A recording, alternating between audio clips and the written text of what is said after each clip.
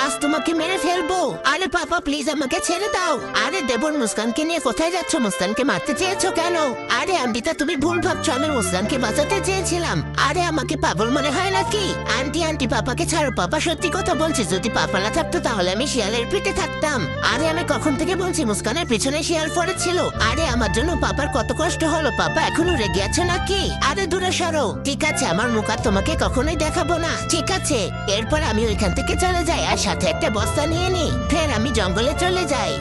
আব্বে দেবর এই নে তোর জন্য ওষুধ বানিয়েছে, খেয়ে নে। মুস্কান কোথায়? আমি জানি না, দেখো রুমে আছে।